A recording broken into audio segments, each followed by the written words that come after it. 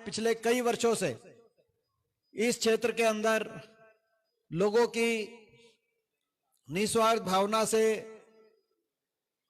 इसी प्रकार के हेल्थ मेडिकल कैंप लगाकर लोगों की सेवा करने का आपने काम किया और लगातार निरंतर कई वर्षों से कर रहे हैं। मुझे स्वयं आज से कई साल पहले जब मैं पहली बार देश की संसद में मैं पहुंचा था, उसके तुरंत बाद 2006 या 7 में 2006 में आपने, उस समय शायद वो आपका पहला कैंप था और उस समय मुझे आने का अवसर मिला था। 2006 से लेकर आज तक आप अंदाजा लगा सकते हैं कि लगभग पिछले जो है हमारे बीच में जो है आदरणीय कुलदीप शर्मा जी भी पहुंचे, उनका भी हम बहुत बहुत स्वागत करते हैं, हमारे स्पीकर साहब। तो लगभग 500 कैंप, 500 तो 500 कैंप आपने पिछले इन जो है मैं समझता हूं लगभग 18 वर्षों के अंदर, 17-18 वर्षों से आप ये लगा रहे हैं कैंप, तो 500 के लगभग आपने कैंप लगाए हैं। ये कहना तो आसान होता है लेकिन ये निभाना बड़ा मुश्किल होता है। किसी भी व्यक्ति के लिए कोई भी अगर जनसेवा का कोई भी रास्ता, कोई माध्यम कोई अपनाया जाएगा तो पहला कदम ही बड़ा मुश्किल से उठ पाता है, लेकिन उसके बाद उस रास्ते पे चलते रहना निरंतर 17-18 साल तक इस प्रकार से वो चलते रहना, ये एक बहुत मैं समझता हूं एक हमारे सबके लिए प्रेरणा स्रोत और प्रशंसनीय ये आपने ये पूरा अपना आपका सफर रहा है। हम आपको बहुत बहुत बधाई देते हैं। आपके परिवार का एक पृष्ठभूमि रही है जो आज हम आपके स्वर्गीय पिताजी को भी याद करते हैं, जिनका बड़ा गहरा संबंध हमारे परिवार के साथ भी रहा था, हुड्डा साहब के साथ, मेरे दादाजी के साथ। हाँ बिल्कुल, वो बिल्कुल जो है रोहतक से वो सांसद भी रहे, वो गवर्नर भी रहे और एक बहुत ही अच्छा संबंध उनका हमारा पारिवारिक संबंध भी रहा और आपका पारिवारिक संबंध भी रहा। और आपने बचपन से, आपने कहा कि बचपन से जो है आपने बड़ा होता देखा है, आपने भी कहा अपनी बात में, तो सही बात है। आपका जो है बचपन से आशीर्वाद भी मिला और आपकी जो है हर तरह की स्वास्थ्य की सलाह भी कभी जो है बचपन में, क्योंकि आपने दादाजी के भी आप डॉक्टर रहे, चौधरी रणबीर सिंह जी के, आप हुड्डा साहब के भी डॉक्टर रहे और आप मेरे भी डॉक्टर रहे। तो ये एक आप मैं समझता हूं कि भाई आपने जो है ना ये आपने तीन पीढ़ियों को तो जो है, और अब तो मेरा वाला जो है वो भी 7 साल का हो गया, उसको भी आप दौरे लेके आने वाले हैं। तो कोई ना कोई कभी अगर जो है भगवान के आशीर्वाद से वो ठीक है सारी चीज, लेकिन अगर कोई अगर बीच में जुकाम वगैरह की कोई ऐसी शिकायत आई तो आपके पास उसको मैं जो है कभी ना कभी उसको भी आपका जो है ताकि स्वास्थ्य सलाह आपकी उसको भी मिले और उसका भी लाभ मिले। तो ये एक मैं समझता हूँ एक बहुत एक अपनेपन की बात है। हमें इस बात पे गर्व है कि आपने दिल्ली के एक प्रेस्टिजियस RML राम मनोहर लोहिया अस्पताल में जिस रूप से आप इतने लंबे सेवा वहां पे करी और वहां से उच्च पद पे आप रहे। दिल्ली के चंद अस्पतालों में से एक RML अस्पताल है, एम्स है, RML है, 3-4 जो हमारे दिल्ली के जो है गंगाराम जो अस्पताल जिनका नाम है। और उसमें मैं इस बात के लिए आपको कहना चाहता हूं, और आज मैं सबके बीच में एक बात कहता हूं कि अपने दिल्ली के अंदर कई हरियाणा के डॉक्टर होते हैं, लेकिन अपने के जो काम आए वो अपना, आप उच्च से उच्च पद पर चल रहे वहां पर, मगर कोई भी हरियाणा का पेशेंट कभी भी वहां पे गया या कभी आपको हमने कभी टेलीफोन करके कहा कि जी हरियाणा से ये है, बहुत ऐसे डॉक्टर हैं जो दिल्ली में जाके और वो दिल्ली के हो जाते हैं, लेकिन आपने हमेशा हरियाणा से कोई आ गया और आपने जो आपने अभी बात करी, आपने ये नहीं पूछा कि भाई कौन है, कहाँ का है, किस धर्म जाति भाषा का, हरियाणा से होना चाहिए, हरियाणा से हुआ तो आपने वहां पे मदद करी। ये एक आपसे एक मैं समझता हूं कि एक आपकी एक जो है मैं समझता हूं बड़ी, और ये आपसे हमें सबको प्रेरणा लेनी चाहिए, क्योंकि हमारे सबके परिवारों में बहुत से ऐसे बच्चे हैं जो अलग अलग पदों में, कोई दिल्ली कोई बाहर, कि भाई अपने का जब तक हम अपने की मदद नहीं करेंगे, क्योंकि अपने की मदद तो अपना ही करता है, ये बात हमें समझनी पड़ेगी। अपने की मदद तो अपना ही करता है, अपने का दर्द भी अपने को होता है, तो हम अपने नहीं करेंगे तो कौन करेगा। तो ये आपने बहुत अच्छा उदाहरण जो है आपका रहा है, मैं आपको बहुत बहुत बधाई देता हूं। आज इस बात के लिए आपको आखिरी बधाई देते हैं, बाकी तो सारी बधाई जो हमने दे दी। इस बात के लिए मैं आपको बधाई देता हूं और जो है शुभकामनाएं देता हूं कि आपने पीछे एक फैसला लिया, बहुत लंबे समय से आप इस जो है दोनों ही समाज सेवा में भी थे, लेकिन आपने राजनीति को अब चयनित किया और आपने कांग्रेस पार्टी चौधरी भूपेंद्र सिंह हुड्डा जी के नेतृत्व में आपने दिल्ली निवास स्थान पे कांग्रेस पार्टी में आपने कदम बढ़ाए। ये इसीलिए महत्वपूर्ण है कि आज हम लड़ाई लड़ रहे हैं, हरियाणा में बदलाव की लड़ाई लड़ रहे हैं, हरियाणा के भविष्य को बचाने की लड़ाई लड़ रहे हैं। हरियाणा की ऐसी सरकार जिस सरकार ने हर वर्ग को आज निराश करने का काम किया है, खट्टर सरकार, खट्टर दुष्यंत सरकार, हर वर्ग का अपमान करने का काम किया है, हर वर्ग का तिरस्कार करने का काम किया है। ऐसी सरकार से हरियाणा को छुटकारा दिलाकर हरियाणा दोबारा से विकास और खुशहाली में देश में नंबर 1 बने, ऐसी लड़ाई हम लड़ रहे हैं। उस लड़ाई में आपका सहयोग भी मिला है, आप शामिल हुए कांग्रेस पार्टी में, मैं आपका बहुत बहुत धन्यवाद करता हूं। हरियाणा में बदलाव की हम लड़ाई लड़ रहे हैं और यह बदलाव जरूरी है, क्योंकि आज से 9.5 साल पहले एक बहुमत के साथ हरियाणा में सरकार बनी, बीजेपी की सरकार बनी, खट्टर सरकार हरियाणा में बनी। उससे पहले 10 साल अगर हम याद करें, कांग्रेस सरकार चौधरी भूपेंद्र सिंह हुड्डा जी के नेतृत्व में जो रही, और 2014 में जब बदलाव हुआ उस समय हम याद करें, और आज इन 9.5 साल में, क्योंकि तराजू पे रख के तोलने का समय आ गया है, 10 साल की वो सरकार भी आपने देखी, 10 साल की ये सरकार भी आपने देखी, अब तराजू पे तोलकर फैसले का आपको समय आ गया। 10 साल कांग्रेस की सरकार रही हरियाणा में, देश में हमारा प्रदेश विकास में नंबर 1, विकास दर में हम नंबर 1 थे, प्रति व्यक्ति आय में नंबर 1 थे 2014 में, प्रति व्यक्ति निवेश में 2013-14 में नंबर 1 थे, खिलाड़ियों के सम्मान में हरियाणा का उदाहरण पूरे देश में दिया जाता था, खेल खिलाड़ियों के सम्मान में देश में नंबर 1 था हरियाणा। किसान के हकों के फैसलों की बात हो, चाहे किसान के जिनस के भाव की बात हो, चाहे 1600 करोड़ के बिजली के बिलों की माफी की बात हो, कोऑपरेटिव की माफी की बात हो, जो कि 10 साल एक ऐसा समय रहा हरियाणा के इतिहास में कि 10 साल में एक भी कहीं हरियाणा किसी कोने में किसान आंदोलन नहीं हुआ। नहीं तो चाहे सरकारें पहली रही हो, चाहे उसके बाद आपने देखा कैसा किसान आंदोलन हुआ 10 साल, मगर उस सरकार में ना किसान आंदोलन हुआ। और चाहे गरीब कल्याण की बात हो, देश में हरियाणा का नाम गरीब कल्याण में नंबर 1 पे जब कांग्रेस की सरकार थी, सबसे ज्यादा उस समय पेंशन, हर बात की पूरे देश में सर्वाधिक पेंशन हरियाणा में थी। उस समय राशन डिपो पे अनाज के साथ साथ हर राशन डिपो पे हर गरीब परिवार को तेल, चीनी और दाल की सुविधा उपलब्ध थी। उस समय 100 गरीब कल्याण में 100 गज के प्लॉट के फैसले की बात हो, जो 4 लाख परिवारों को 100 गज के प्लॉट मिले, या इंदिरा आवास योजना में 3.5 लाख परिवारों को मकान, हर गांव के अंदर मकान आते थे।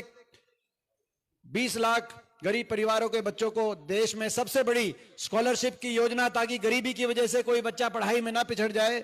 20 लाख बच्चों को, चाहे स्कूल के अंदर वजीफे की बात हो, पानी के पीने की टंकी टूटी की बात, हरियाणा देश में नंबर 1 पे माना जाता था। और 10 साल आपस में भाईचारे पे खरोच नहीं आई, कभी किसी धर्म पे, जाति पे, किसी आधार पर भाई को भाई से नजर मिलाते हुए कोई मन में कोई तकलीफ, कोई भाईचारे पे खरोच नहीं है। हरियाणा आगे बढ़ा, जो आप कह रहे थे। लेकिन अब उस समय एक नारा आया, अच्छे दिन लाएंगे, बीजेपी को लाएंगे, बीजेपी की सरकार आई, खट्टर साहब को मौका मिला। वो हरियाणा जो विकास में नंबर 1 था, आज इन 10 साल के बाद विकास में तो 17वें नंबर पे नंबर 1 बन गया। आज बेरोजगारी में नंबर 1 बन गया। हर घर में एक पढ़ा लिखा नौजवान, बेरोजगारों की लंबी कतार, फौज खड़ी होगी हरियाणा के अंदर। ना तो उद्योग आए, ना कोई बड़ी परियोजनाएं आई। प्राइवेट के अंदर जो इन्वेस्टमेंट होनी चाहिए, निवेश में हरियाणा नंबर 1 था, इन्वेस्टमेंट नहीं हुई। तो आज ना तो निवेश में, ना प्राइवेट सेक्टर के अंदर प्राइवेट रोजगार, और सरकारी रोजगार तो या तो समाप्त कर दिए गए, 2 लाख से ज्यादा पद समाप्त हो गए हरियाणा के अंदर, हरियाणा जैसे छोटे प्रदेश में, या कच्चों में परिवर्तित कर दिए गए कौशल निगम के माध्यम से। हरियाणा प्रदेश के अंदर देश में फौज में हमारे बच्चे जाते थे, वहां पे अग्निपथ योजना आ गई। फौज के अंदर जो है हर साल 5,500 की पक्की भर्ती हरियाणा से होती थी, अब 900 अग्निवीर लिए गए पिछले साल, जिसमें से केवल 200 रह जाएंगे पक्के, बाकी 700 तो जो है बिना पेंशन के 3 साल के बाद घर वापस आ जाएंगे। कहाँ 5,500 की पक्की भर्ती होती थी। तो या तो रोजगार पक्की नौकरी समाप्त कर दी गई, या जो लिस्टें आई, बड़ी नौकरियों की जो लिस्टें निकली, उन सारी लिस्टों में हरियाणा से ज्यादा हरियाणा के बाहर के बच्चों का नंबर ज्यादा आया। HCS की लिस्ट में 35 बाहर के देश में रिकॉर्ड बन गया। किसी और प्रदेश में हरियाणा के बच्चे नहीं, यूपीएससी में हरियाणा के बच्चे आ सकते हैं, लेकिन HCS के अंदर हरियाणा के बच्चों का उतना नंबर नहीं आ पाया। SDO की लिस्ट 80 में से 78 बाहर के। असिस्टेंट प्रोफेसर टेक्निकल एजुकेशन की इस साल लिस्ट आई, 156 में से 103 बाहर के, केवल 53 बच्चे हरियाणा के। ना तो प्राइवेट सेक्टर के अंदर रोजगार, ना सरकारी क्षेत्र के अंदर रोजगार। आखिरी साल में ग्रुप डी की निकालते हैं केवल राजनीति करने के लिए। 2019 में भी 4 साल तक कोई रोजगार नहीं, और आखिरी साल ग्रुप डी निकाल दी। इस बार भी 4 साल तक कोई बड़ी भर्ती नहीं, कोई रोजगार नहीं। सीटी के टेस्ट लिए गए, आखिरी साल ग्रुप डी निकाल दी, बीच में जो लिस्टें निकली बाहर के लगा दी। आज देश में सबसे ज्यादा बेरोजगारी आज हरियाणा के अंदर, देश में सबसे ज्यादा महंगाई, सबसे महंगी बिजली आज हरियाणा में, क्योंकि समझौता बदल दिया। अदानी जो नामक कंपनी से जो समझौता 20 साल तक बिजली देनी थी सस्ते रेट पे, सरकार भाजपा की आ गई तो समझौते की टर्म्स कंडीशन बदल दी, और वही बिजली हरियाणा में महंगे दरों पे अदानी से लेने का फैसला किया। कोई नया कारखाना लगाया नहीं हमारे समय में। मैं बताना चाहता हूं इनको कि सस्ती में भी सस्ती बिजली थी, और हरियाणा के अंदर 4 बड़े थर्मल के कारखाने 1.25 लाख करोड़ की लागत से, चाहे वो खेदड़ में लगाने की बात हो, चाहे झाड़ली में लगाने की बात हो, यमुनानगर लगाने की बात हो, चाहे वो खानपुर में, झज्जर में, हिसार में लगाने की बात, और एक परमाणु का कारखाना फतेहाबाद के अंदर, बिजली की हमने उत्पादन बढ़ाने का काम किया था। आपने तो एक दूसरी कंपनी से जिससे पहले ही समझौता था उससे महंगी पे बिजली लेकर कोई 1 मेगावाट भी हरियाणा में नई बिजली बनाने का काम नहीं किया। सबसे महंगी बिजली, सबसे जो है सबसे ज्यादा वैट, डीजल पेट्रोल सबसे महंगा, सबसे महंगी बिजली, बच्चों के स्कूल की फीस सबसे ज्यादा, महंगाई में नंबर 1 बना दिया आपने हरियाणा, बेरोजगारी में नंबर 1 बना दिया हरियाणा, और भ्रष्टाचार में नंबर 1 बना दिया हरियाणा। क्योंकि ये सरकार जो बनी, ये खट्टर सरकार, दूसरी सरकार, आपको पता है ये किसी नैतिक आधार पर सरकार नहीं बनी। हरियाणा के लोग तो इतने दुखी थे इस सरकार से, पिछली बार ही छुटकारा मिल जाता हरियाणा को। लोगों ने तो 2019 में सरकार की छुट्टी कर दी थी, क्योंकि आपको याद होगा लोकसभा चुनाव में बड़े बहुमत से भाजपा जब जीती देश में, तो हरियाणा में खट्टर साहब ने नारा दे दिया 75 पार, कि बीजेपी जाएगी 75 पार। नारा दिया था कि नहीं दिया था, मैं पूछना चाहता हूं। नारा दे दिया 75 पार का। इस दौरान एक और नारा आया, जेजेपी पार्टी आई, दुष्यंत चौटाला का एक नारा आया, बीजेपी को भेजो जमुना पार। एक कहता था 75 पार, दूसरा क्या करता जमुना पार। इलेक्शन का नतीजा आते दोनों बन गए पक्के यार। यह बनी ना, गलत तो नहीं कह रहा। यह कोई नैतिक आधार पे तो सरकार नहीं बनी, ये तो जनता के साथ विश्वासघात करके सरकार बनी। जनता के विश्वास से सरकार नहीं बनी। मैं कहना चाहता हूं मुख्यमंत्री जी पिछले कई दिन से सुबह अपना सब कुछ कामकाज छोड़कर हुड्डा साहब और मेरे खिलाफ हर रोज जो है कोई ना कोई बयान दे रहे हैं। मैं उनको बताना चाहता हूं, ये जो आपकी सरकार बनी, ये विश्वास से नहीं बनी, विश्वासघात करके बनी। आपके दो चीज होती है, पार्टी और सरकार। सरकार में 14 मंत्री थे, 12 मंत्री आपके वापस नहीं पहुंचे थे विधानसभा में। रोहतक से जो मंत्री थे मनीष ग्रोवर, वो वहां से हारे। अगर 75 पार की और सरकार की चाह होती लोगों से, लोग जिताते मंत्री। रोहतक से मंत्री थे वो हारे, बादली से आपके एक मंत्री थे वो हारे, सोनीपत से आपकी एक मंत्री थी वो यहां से वापस नहीं पहुंच पाई, क्योंकि सारे भ्रष्टाचार अहंकार में डूबे हुए थे। नारनौल से एक मंत्री थे वो हारे। पूरे प्रदेश में तो 14 में से 12 मंत्री वापस नहीं पहुंच पाए। एक तो सरकार होती है, सरकार को लोगों ने विश्वास नहीं दिया। दूसरी पार्टी होती है, आपके पार्टी के अध्यक्ष थे सुभाष बराला, टोहाना के अंदर उनकी जमानत भी नहीं बची सुभाष बराला की। तो ना तो पार्टी को जिताया, ना आपके मंत्रियों को जिताया। और जब वोट पड़ी तो करनाल में प्रदेश में 90 हलकों में से सबसे कम वोट, केवल 48% मतदान हुआ, 52% लोगों ने वोट डालने नहीं गए और प्रदेश में सबसे कम मतदान हुआ और सबसे ज्यादा नोटा का बटन अगर दबा तो करनाल के अंदर सबसे ज्यादा नोटा का बटन दिया। मैं बताना चाहता हूं मुख्यमंत्री जी को, आप हुड्डा साहब को हमको निशाने पे लेते हो। प्रदेश के अंदर 90 विधायकों में अगर सबसे ज्यादा बहुमत से विधानसभा में आपकी सरकार तो आपने बना ली जेजेपी को तोड़ के, लेकिन सबसे ज्यादा अगर बहुमत से विधानसभा में दोबारा कोई पहुंचे तो चौधरी भूपेंद्र सिंह हुड्डा जी 2019 में भी सबसे ज्यादा विधानसभा मेजोरिटी से विधानसभा में पहुंचे। लोग सरकार बदलना चाहते थे, सरकार को भी हरा दिया, पार्टी को भी हरा। लोग और क्या करें, 75 पार की हवा निकाल के 40 पे रोक दी, लेकिन जमुना पार भेज रहे थे जो बीजेपी को, जेजेपी वाले, उन्होंने जाके सरकार को तो कर दिया था जमुना पार, बीजेपी को तो लोगों ने वो जमुना पार तो टोके बीजेपी ने लाए।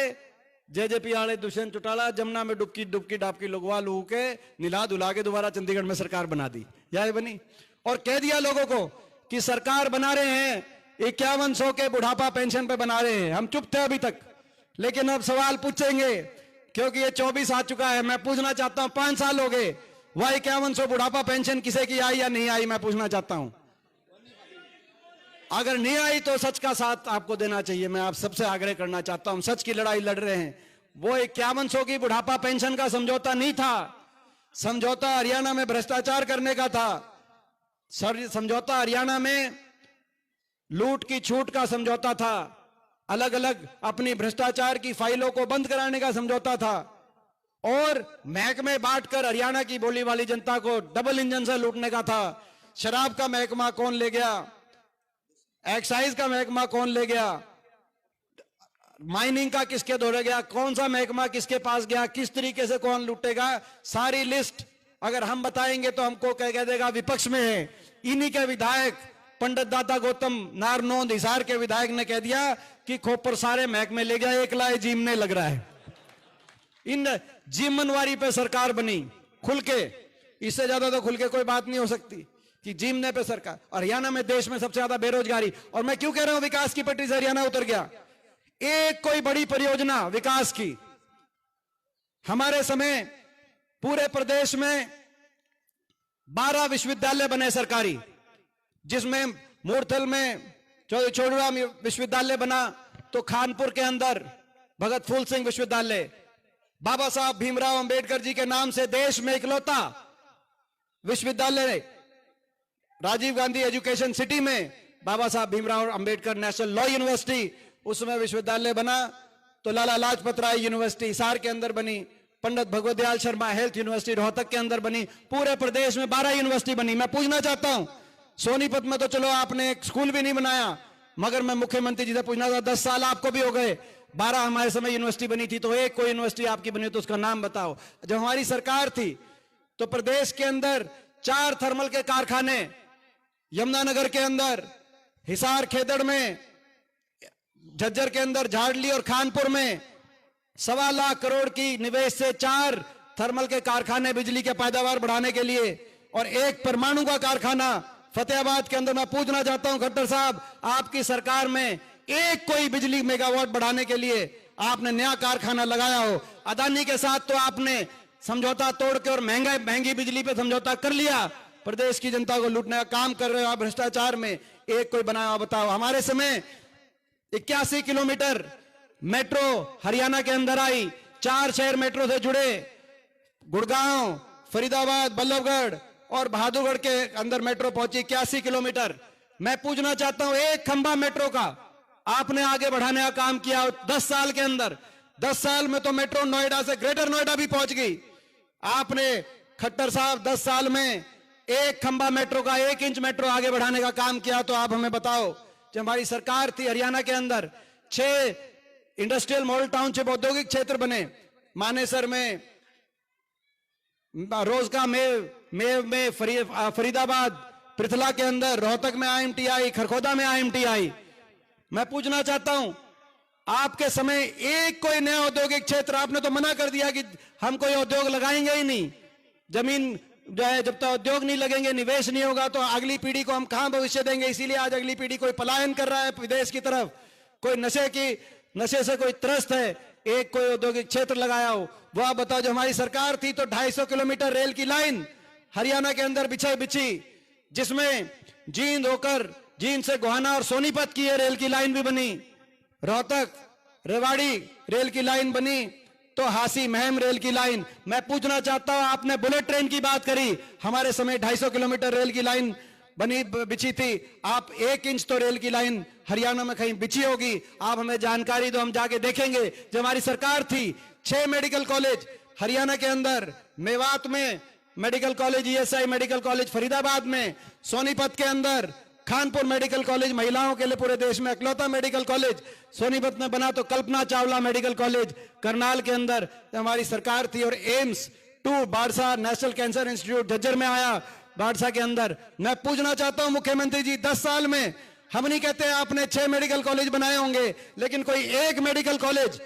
अगर शुरू कराया हो तो हमें पता बताओ। उस समय भिवानी और महेंद्रगढ़ का भी हमने मंजूर कराया था, इस पे काम शुरू करा दिया था, आज तक उनका काम 10 साल में आपने पूरा कराया हो, उसको आप बताने का काम करो। तब जब हमारी सरकार थी 2200 स्कूल हरियाणा के गांव और शहरों में नए स्कूल बनाए थे। मैं पूछना चाहता हूं, नए स्कूल छोड़ो, सवाल इस बात का उठता है आपने 5000 स्कूल हरियाणा के अंदर बंद करने का या मर्ज करने का काम किया। गरीब का बच्चा कहां जाएगा पढ़ाई के लिए? मैं पूछना चाहता हूं। मैं पूछना चाहता हूं, जो हमारी सरकार थी, एससी वर्ग के हमारे भाई, बीपीएल के हमारे भाई, बैकवर्ड के हमारे गरीब परिवार, 4 लाख परिवारों को प्लॉट मिले थे 100-100 गज के। मुख्यमंत्री जी, आपने एक प्लॉट 10 साल में किसी परिवार को या कोई किसी का मकान आया हो तो आप उसकी हमारे को जानकारी दो, एक भी क्यों नहीं हुआ? विकास के पटरी से हरियाणा को उतार दिया। एक बड़ा काम ऐसे ही नेशनल हाईवे, जो उस समय के हमारे सारे नेशनल हाईवे थे, उन्हीं को लग के कैसे हमने उन नेशनल हाईवे को पूरा कराया है। ये 334 भी नेशनल हाईवे जो अपना मेरठ से आकर और जो मेरठ से आते हुए खेवड़ा होते हुए सोनीपत बाईपास से यहां से होते हुए अपना जो सीधा जो है खरखोदा को नेशनल हाईवे से जोड़ने का काम करते हुए खरखोदा सापला, ये 2013 में मैंने नोटिफाई कराया था। आपने तो ठंडे बस्ते में नहीं रखा था।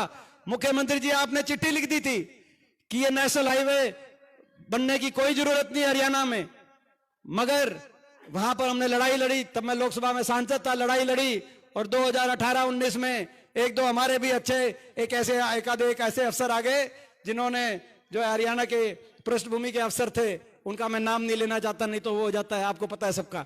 तो अपना तब ये जाके फाइल दोबारा से आपने तो कह दिया था इसकी नेशनल हाईवे की। आप तो काम तो कुछ किया नहीं।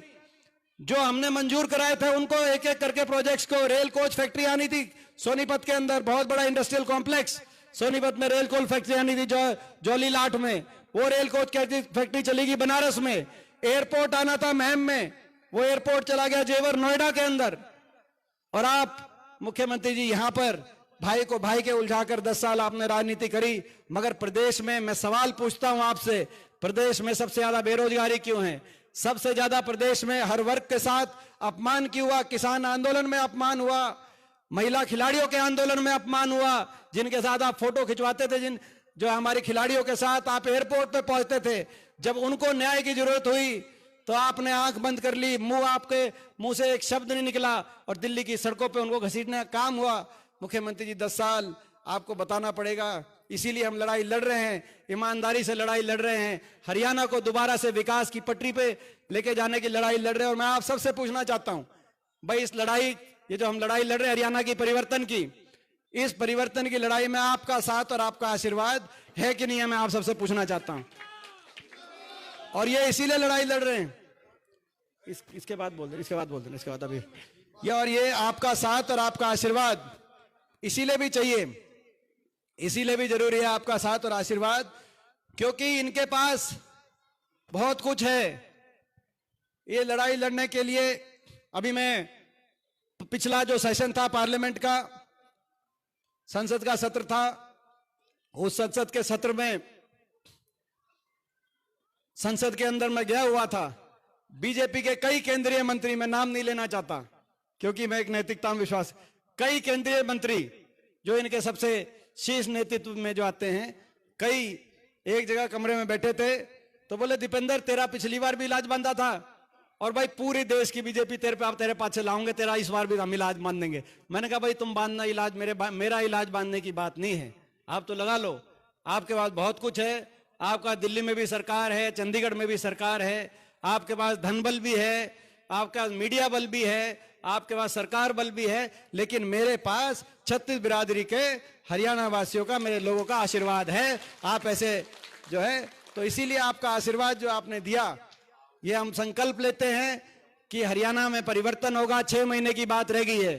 पिछली बार तो आपने चाहा था, आपने किया था परिवर्तन, लेकिन इन्होंने परिवर्तन होने से रोका। लेकिन इस बार हरियाणा के कोने कोने में मैं जा रहा हूं और हर कोने से एक ही आवाज आ रही है, बीजेपी जेजेपी की ये खट्टर सरकार जा रही है और हुड्डा साहब के नेतृत्व में, चौधरी उदय भान जी की अध्यक्षता में कांग्रेस पार्टी की सरकार आ रही है।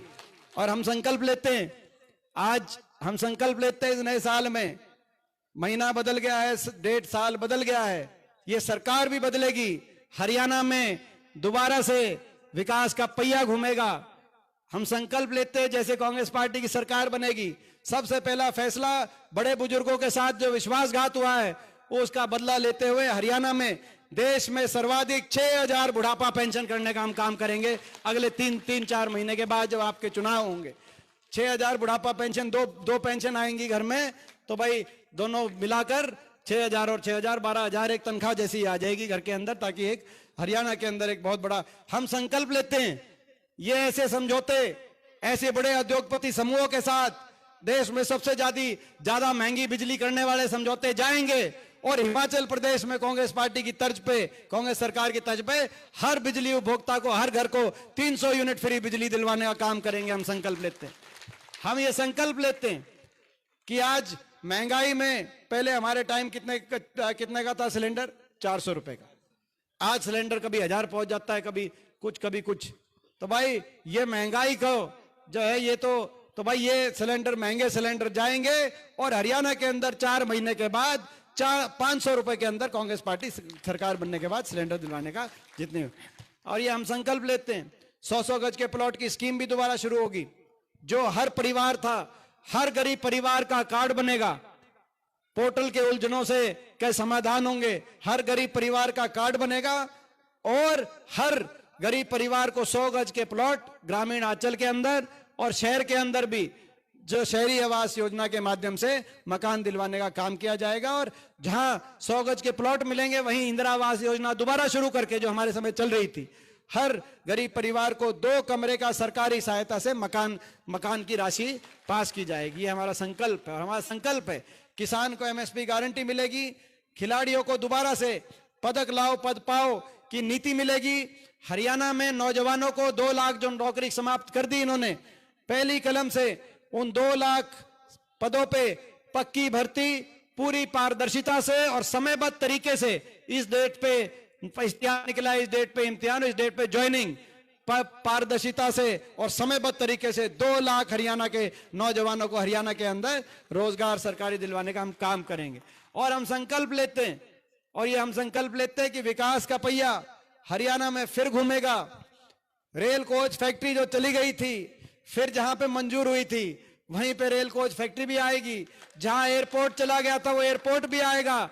और हम संकल्प लेते हैं जो मेट्रो भाई, हम संकल्प लेते हैं बहादुरगढ़ की मेट्रो रोहतक पहुंचेगी और सोनीपत जो है राई होके मेट्रो सोनीपत पहुंचेगी। हम संकल्प लेते हैं जब पहले विकास का पहिया घुमा। तो भाई ये हमारे संकल्प है। इन संकल्पों को मैं आप सबसे कहना चाहता हूं कि भाई ये लड़ाई मैं इसीलिए बता रहा हूं आपको खोल के बात कि ये लड़ाई लड़ रहे हैं, मगर हमारी मीडिया नहीं दिखाएगा। मैं बता रहा हूं जी आपको, ना मीडिया दिखाएगा। मीडिया भी मैं आपको बताऊं किसा मीडिया है, मैं ज्यादा नहीं कहना चाहता, फिर ये ना मीडिया दिखाएगा ना कुछ और है। वो सोशल मीडिया भी मतलब सारे तो नहीं, सोशल मीडिया भी आधे जो है ना, आप समझ सकते हो, क्योंकि धनबल इनके पास है, धनबल इनके पास है सारी बात। लेकिन आपको ये हमारे संकल्प लेके भाई जो है, भाई इस लड़ाई में आप हमें अकेला तो नहीं पड़ने दोगे, ये मैं आज पूछना चाहता हूं भाई आपने। भाई ये लड़ाई आपने सबको लड़नी पड़ेगी। आप सब ये सारी बातें लेके अगर लोगों के बीच में जाएंगे तो मैं विश्वास आपको दिलाता हूं कि भाई आपकी सरकार बनने से हरियाणा में बदलाव निश्चित है। लेकिन उसमें भाई ये अग्नि परीक्षा देनी पड़ेगी, सबको मेहनत करनी पड़ेगी, सबको, एक को मैं समझाऊंगा 10 को आपको समझाना पड़ेगा। ये फॉर्मूला है। एक जब 36 बिरादरी की दब के बढ़ने के आगे जाएगी, कहेगी कि भाई आने वाले समय में सोनीपत के अच्छे भविष्य के लिए, हरियाणा के भविष्य के लिए बदलाव जरूरी है, तब बदलाव आएगा। तो ये इस कार्य में कौन कौन, एक बार भाई कोई बात नहीं, जाडा है, कोई अपना काग बीच रहा है, कोई अपना जो है ना, कोई अपना लोई ओढ़ रहा है, कोई मगर एक बार हाथ आके बताओ भाई इसमें कौन कौन साथ है भाई, बताओ भाई, बताओ भाई, कोई नून का कोई। तो बहुत बहुत आपका आशीर्वाद जो मिला, मैं बहुत बहुत धन्यवाद करता हूं डॉक्टर साहब को एक बार फिर। और भाई एक बात रह गई थी, इस अवसर पे डॉक्टर साहब ने जो प्रियंका जी के जन्मदिन के अवसर पे किया है, हम सब मिलके प्रियंका जी को भी बहुत बहुत शुभकामनाएं, बहुत बहुत आशीर्वाद देते, एक बार हाथ आके उनको भी आशीर्वाद देते।